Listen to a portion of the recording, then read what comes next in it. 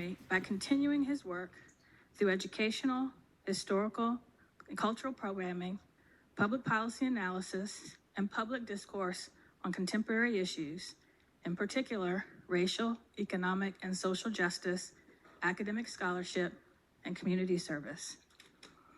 As chair of the commission, I have studied the vast body of work written and spoken by Dr. King over the course of his public life.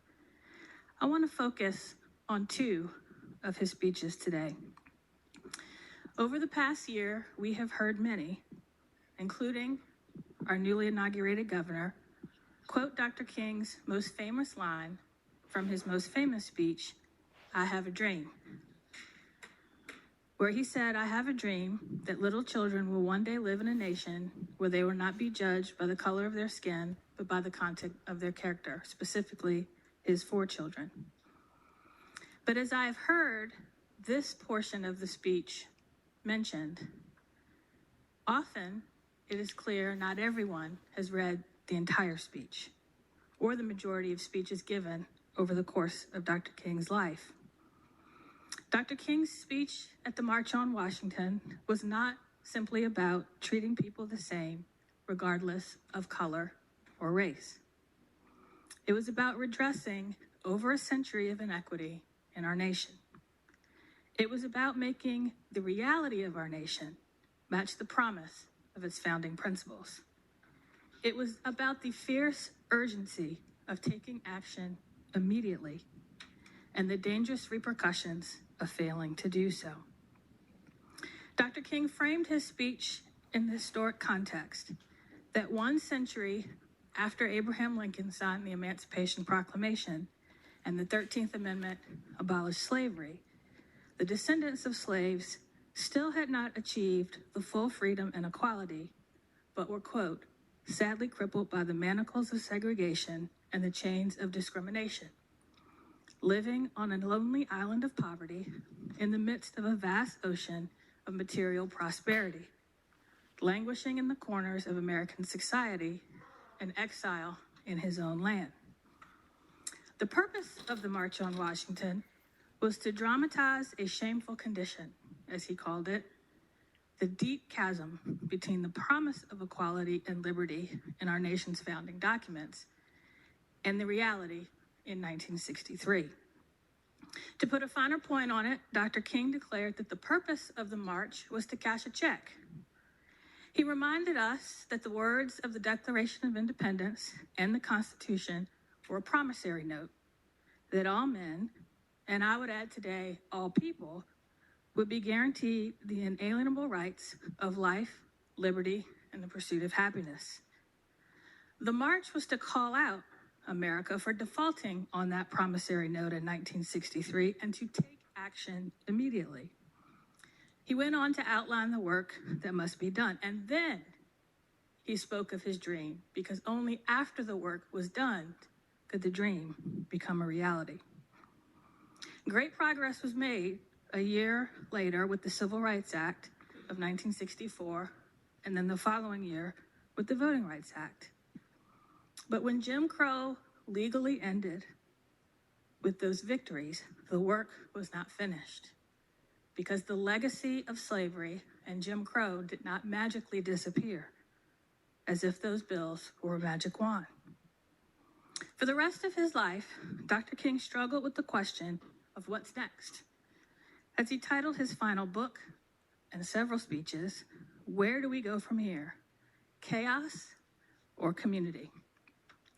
Reflecting upon the civil rights movement, Dr. King concluded that all Americans must unite in order to fight poverty and create a fairer society with equal opportunity for all. Where do we go from here was essentially the same question asked a year later by the Kerner Commission, which in February 1968 issued a report examining the causes of the 1967 race riots in the United States and provided recommendations for the future.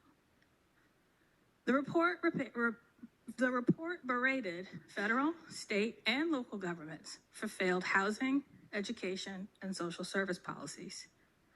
The report aimed some of its sharpest criticism at the media, acknowledging that, quote, the press has too long basked in a white world, looking out of it, if at all, with a white man's eyes and a white perspective.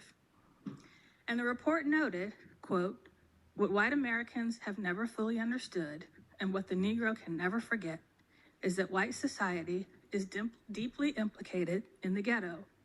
White institutions created it, white institutions maintain it, white society condones it. The report's most famous passage warned, our nation is moving towards two societies, one black, one white, separate and unequal. The report recommended programs to create new jobs, construct new housing, put an end to de facto segregation, and the creation of programs to provide needed services to hire more diverse and sensitive police forces, and to invest billions in housing programs to break up residential segregation and poverty. When Dr. King read the report, he called it a physician's warning of approaching death with a prescription for life. But nobody listened. To the contrary, the backlash to the report and the civil rights movement and the gains of the 1950s and 60s was immediate, culminating in the murders of Dr. King, Robert Kennedy, and the racial exploitative Southern strategy that elected Richard Nixon in 1968. This backlash was reminiscent of the Jim Crow laws enacted and the violence perpetrated at the turn of the 20th century that struck at the social, economic, and political gains the formerly enslaved made during Reconstruction. Over the years, we've seen similar backlash. The election of Barack Obama in 2008 gave rise to birtherism and a reemergence of white supremacy, as seen most dramatically in the Unite the Right rally here in Charlottesville. And now we see a backlash in response to generational changes that were made in the wake of the long overdue reckoning with 400 years of the legacy of slavery, and in the wake of the murders of Breonna Taylor, Ahmaud Arbery, and George Floyd. We have made great strides. Madam President, you standing here before us today is proof of that. But we still have a long way to go to achieve the ideals upon which this country have been founded for everybody. Since 1968, we have seen more diversity among our elected and appointed officials in our educational institutions, in the private sector from Hollywood to the C-suite. And yet disparities persist in education, health, wealth, home ownership, incarceration, and even school discipline. Because we still live in a commonwealth where students of color and with disabilities have been disproportionately referred to law enforcement at rates greater than in any other state. We still live in a commonwealth where pregnant black and brown women are 3 times as likely to die as a result of pregnancy and childbirth as white women. We live in a commonwealth where too often missing a rent payment can lead down a path to eviction and homelessness, and this disproportionately impacts Black and brown communities. We live in a commonwealth where people of color are disproportionately represented as criminal defendants, social service recipients, children in foster care, but they are underrepresented as judges, lawyers, caseworkers, teachers, and principals. It is against this backdrop where the question of where we go from here poses new challenges. As we grapple with current events tied to deep-seated historical injustices and stresses that have pushed us to breaking points. The wounds of the long patterns of racial violence and brutality were opened anew in 2020 by the murders of Breonna Taylor, Ahmaud Arbery, and George Floyd. The ongoing COVID-19 pandemic, the worsening climate crisis, and an increasingly divided political landscape all make the question, where do we go from here, much more complicated. But in the wake of the turmoil and protests of 2020, the nation was reawakened to what Dr. King called the fierce urgency of now. Dr. King wrote, "We are now faced with the fact that tomorrow is today. We are confronted with the fierce urgency of now, in this unfolding conundrum of life and history, there is such a thing as being too late. Procrastination is still the thief of time, and Dr. King's call to immediate action was resonant at that time. Even though we were hurt, we were angry, but we were energized. The past 2 years have been a challenge. Our momentum requires all of our effort to sustain our progress. Even though we are fatigued, we are full of anxiety and grief, more than a year after the insurrection at the Capitol, our rifts have not been bridged. We are entering the 3rd year of the COVID pandemic. Our hospitals remain overfilled. Our medical workers are overstrained. Teachers, parents, administrators are all exhausted, yet still anxious from the difficulties of keeping children safe and learning in long underfunded schools. Families are grieving loved ones they've lost to violence and the pandemic. So where